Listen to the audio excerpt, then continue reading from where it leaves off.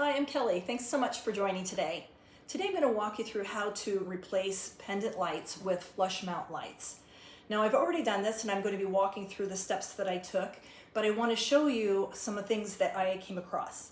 It was not as straightforward as it would normally be, so you're going to learn a few things along the way. We're going to be removing these pendant lights in order to open up the kitchen to the dining room to give the illusion of a larger space. First step is to shut off the circuit breaker.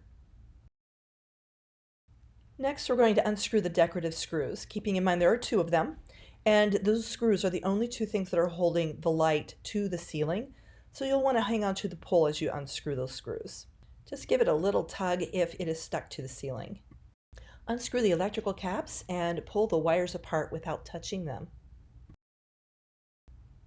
Be very careful, even though you've turned off the circuit breaker, there could still be some power coming through those wires. When you have two lights being operated by one switch, you will see that one of the outlets has two black wires connecting the two lights together.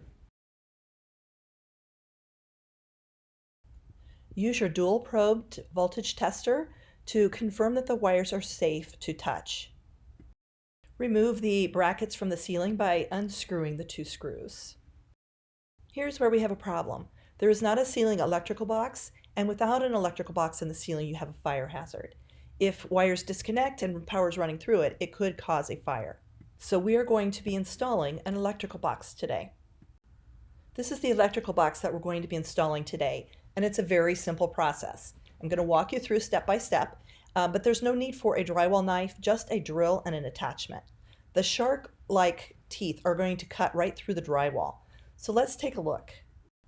The plastic post sticking up in the middle will be placed in the center of the hole where we will be drilling out. This will keep us on track rather than moving us away from where we want to drill the hole. Inside the box is a raised piece that is requiring a 9/16 socket attachment to your drill. But if you don't have this attachment in your toolbox, you may have a socket set, and if you do, you can create this with the 9/16 socket.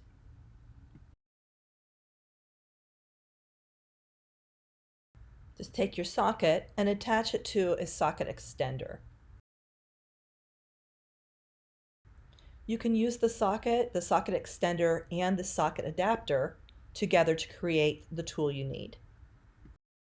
Let me show you how you connect the three pieces to work.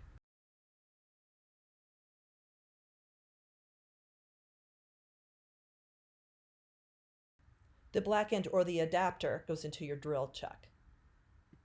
Time to cut into your ceiling drywall. Mark where you want your centers to be and make sure that you use your stud finder to confirm there aren't any boards behind where you're cutting. If there are, you will need to find a different place to cut your hole. This will be messy, so you're going to need to have a drop cloth and also your safety glasses. The shark teeth edge will pull the drywall out with it. You do not want to install the box with the shark teeth top attached, so lift the lever on each side to pull that shark teeth top off.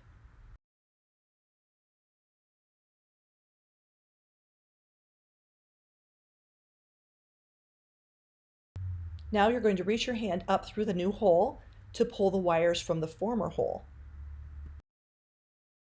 You may have to clear a bit of the white sleeve from the wires in order to have wires long enough to thread through the holes on the bottom of the electrical box.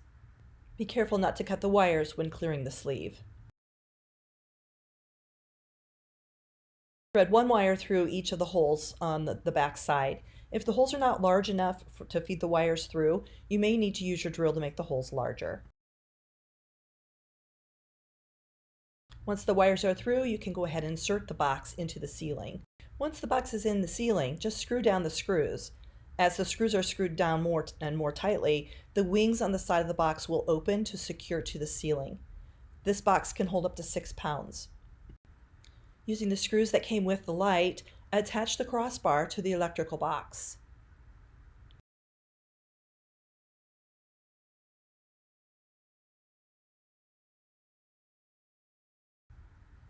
Now it's time to attach the light. Connect the white to the white wire, and the black to the black wire, and the copper to the copper wire.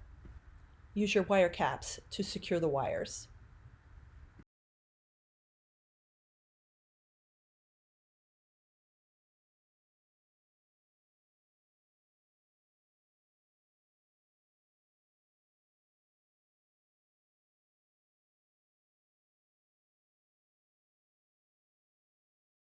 You can now tuck the wires up into the box around that crossbar.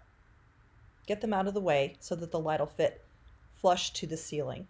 This particular light has a couple of zigzag pieces of metal that will slip in through the hole on the crossbar so it fits snug to the ceiling.